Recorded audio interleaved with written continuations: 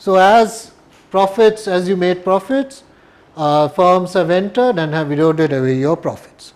But one thing which you will notice, what has happened is the total quantity which is being produced by this particular industry has increased, but nothing has happened to the average total cost.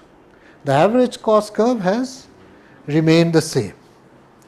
Now, you might say, well, industries also have to compete for resources. So, when the total quantity of agricultural output increased, well, there had to be more people working in agriculture. Where will you get these people from? So, it is possible that they were working somewhere else, and then therefore, they had to be. So, now if you are going to hire more workers, more capital, more land, more of everything, because your industry is expanding, you have to pay them more. So, what is then possible? So, what is likely then is that this average total cost curve does not remain static. So, what we say actually, it is possible that the average total cost curve with time actually moves up. As the industry expands, it requires more and more resources. To get these resources, it needs to buy them from somewhere else, pay people more, and so consequently its average total cost increases. This need not always happen. So, this is an example of what we call an increasing cost industry. So, the end result will be that the prices will not again come down to its original level, but the price will now be slightly higher than what it used to be once the industry has expanded. Okay. So, this is possible. Similarly, you might have a constant cost industry where this does not happen,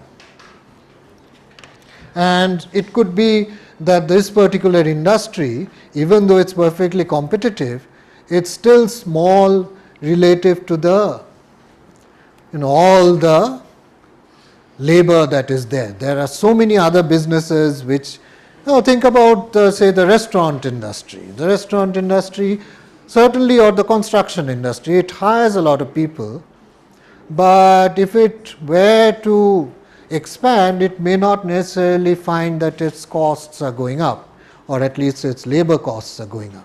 So, it depends from industry to industry. It does not mean that all industries, all competitive industries have this problem of their costs increasing as they increase in size.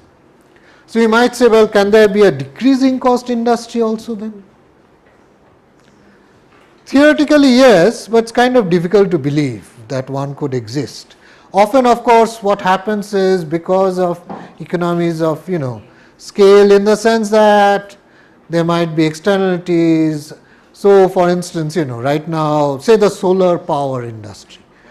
Solar cells are kind of expensive right now, but people say that once we have building enough of them, if there are, so we will learn and so on. So, mixture of different types of stories, learning by doing, economies of scale.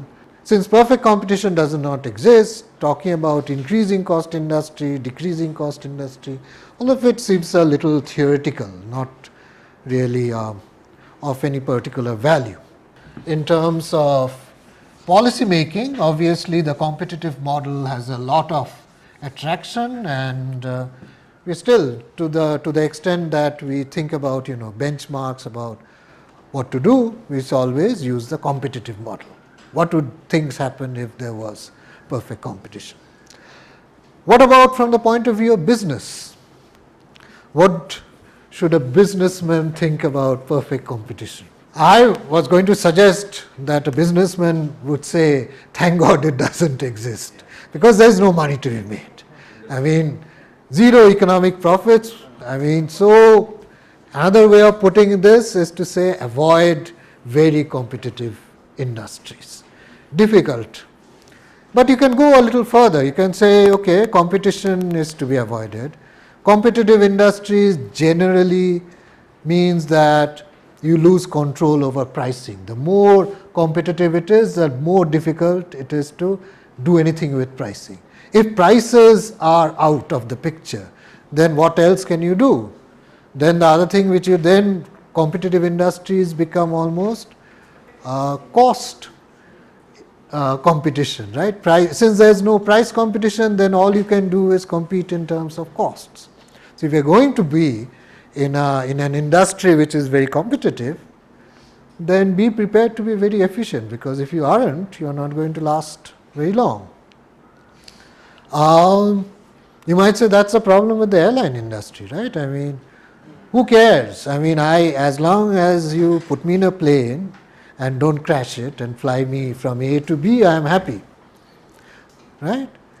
So it's like almost flying is almost like a commodity, and whether what sort of food and all that. I mean, airline food is, I think, equally almost always disgusting. So it doesn't really matter. So consequently, whoever is most efficient will actually make the money. And if you cannot be efficient, you are in trouble.